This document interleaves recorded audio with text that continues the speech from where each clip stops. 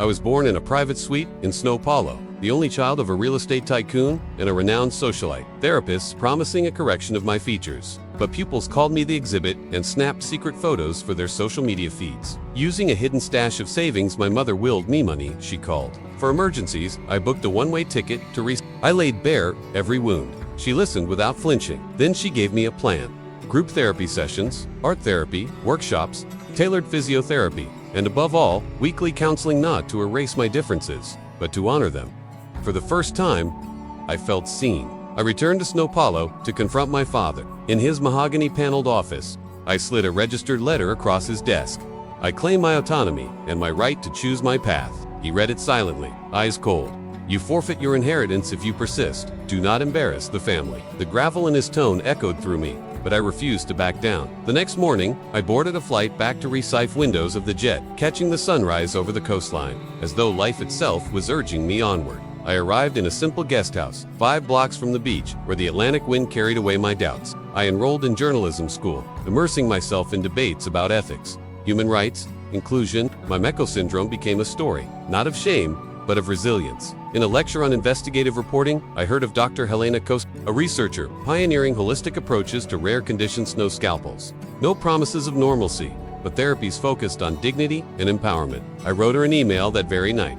I want to change my life. Please guide me. Her reply arrived with the dawn. Come Monday at 9. Hospitadas Clínicas GSEFI. Bring your story and your courage. I limped through page reels, my narrow ribs bruised from overexertion meant to flatten the curves of my skull. Loving me, where I documented every step. Painstaking exercises that strengthened my neck muscles. Night marathons of tears turned to laughter in art classes. The fierce solidarity of friends who bore their scars openly.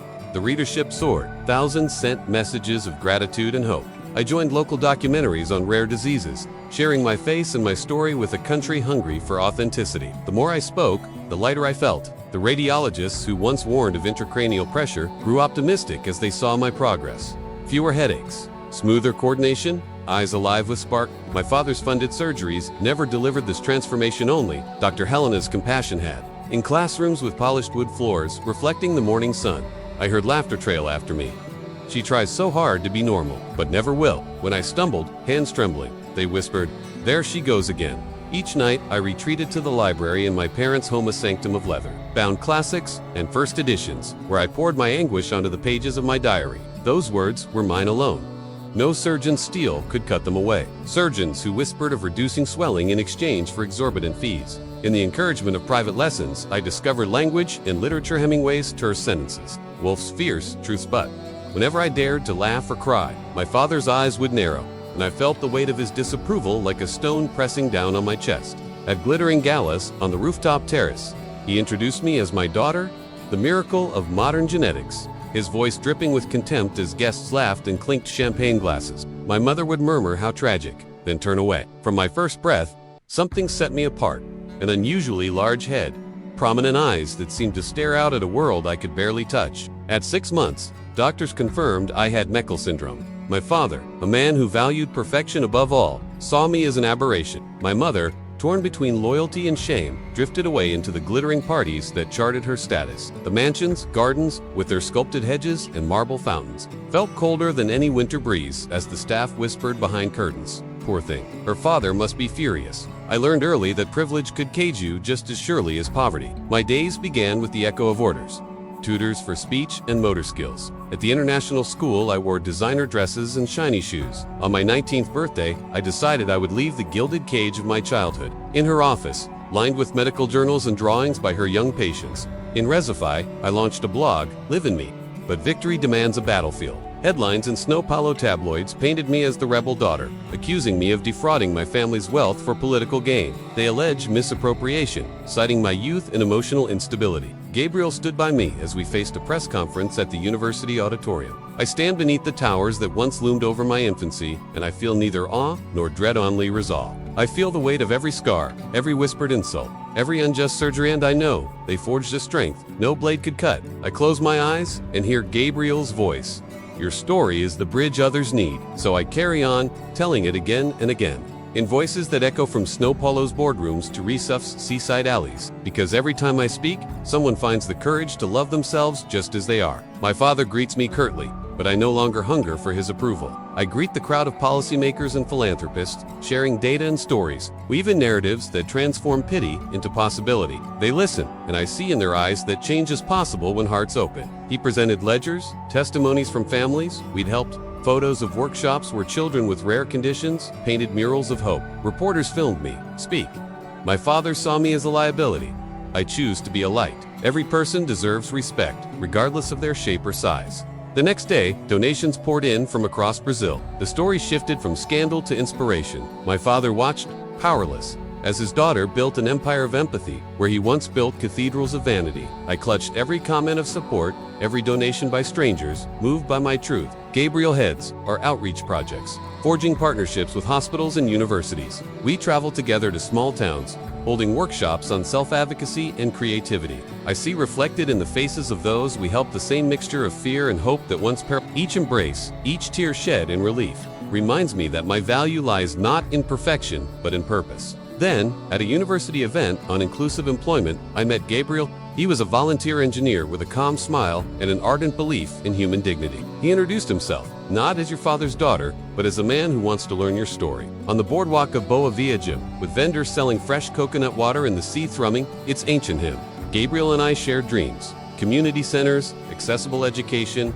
art exhibits for people with differences. He never asked what my inheritance was, only what my vision could be. In his presence, I learned that love does not demand you shrink to fit someone else's mold, it invites you to expand. Our relationship was tested when my father's lawyers filed suit to dissolve my fledgling nonprofit. At 25, I preside over a foundation offering medical, psychological, educational, and vocational support to people with Meckel syndrome and their families. Sometimes I return to São Paulo for conferences. Tonight, as I write these words, the Atlantic wind whispers through Receiver's windows like an old friend.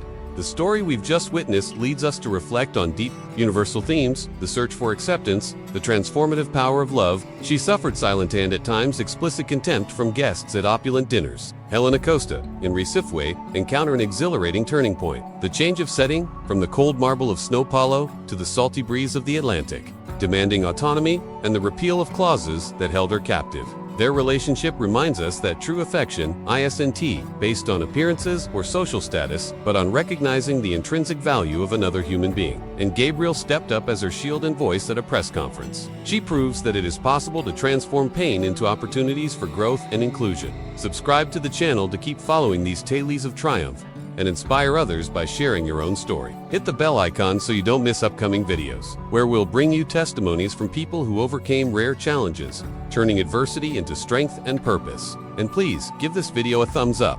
Your support is essential for us to go further, spreading hope and empathy to those who need it most. Alongside Gabriel, she continues to run workshops, welcome centers, and awareness campaigns. From this example, we learn that a true legacy is not measured by the wealth we accumulate, but by the positive impacts we leave on the world. The public's reaction, which swung from scandal to solidarity, demonstrates how public opinion can empower us when data, testimonials, and personal narrative unite. This leads us to reflect on the importance of using social media and the press to our advantage, amplifying worthy causes and debunking lies. Every like, every share, every comment of encouragement can change a life or dozens of lives. The vividly describes setting St. Paul Street in rest, seaside walks, second-hand book, exchanges span, a life that is simple yet full, standing in stark contrast to the empty splendor of her childhood in São Paulo. It's in that simplicity that she found peace and unconditional support. Rings out like a cry of freedom. That scene inspires us to reflect on family bonds. How far should we respect the dictates of those who raised us? It's essential to find a balance between gratitude and independence. Our protagonist did not deny her past. She faced it head-on, acknowledging the scars her father left, but refusing to remain under his control. This courageous stance resonates in our own relationships, inviting us to assert our autonomy with respect and clarity. Symbolizes not just a change of address, but a renewal of identity. There in a public hospital, she discovered that the cure for her wounds lay not in expensive scalpels, but in people willing to listen, embrace, and offer holistic support. Physiotherapy, art therapy, psychology, human-centered science, if we may call it that, proved capable of rewriting a story once dominated by pain. This reminds us that wealth and power do not guarantee empathy. Rather, they can reinforce barriers that isolate anyone deemed different. The dance between opulence and loneliness creates deep wounds, and it was on that shadowed ground that her diary became a powerful ally. With every word she wrote, She affirmed her own existence and created a sanctuary free from judgment and the inner strength that emerges when someone decides to own their own destiny. When we reborn with features that fall outside the norm like Meckel syndrome, we are often seen by society as others. By launching her blog, Living Me, Loving Me, and sharing unfiltered accounts of every therapy session, every setback, every triumph, our protagonist created a community of devoted followers. Hundreds of messages of support flooded in, proving that vulnerability breeds connection and that virtual solidarity can translate into real-world change. This spontaneous engagement reminds us, when we share our truth, we give others the courage to share theirs. Not as complete human beings, our protagonist endured public humiliations orchestrated by her very own millionaire father, who saw her only as a genetic mistake. This scenario forces us to ask, to what extent do the expectations of others shape the way we see ourselves? Throughout her early years, surrounded by luxury and the grandeur of a São Paulo mansion, when she dared to question the destiny imposed on her by seeking out Dr. This process of personal reconstruction shows that empowerment and inclusion go hand in hand. The moment she confronted her father in his mahogany office, then genuine love emerged. Gabriel, the humanitarian engineer who met her without knowing her fortune, saw her as a person, not a cause. The decisive turning point arrived when her father's lawyers tried to shut down her NGO with unfounded accusations. Today, as president of a foundation offering comprehensive support to those with Meckel syndrome and their families, if this story moved you, share in the comments which moment resonated most with your own journey.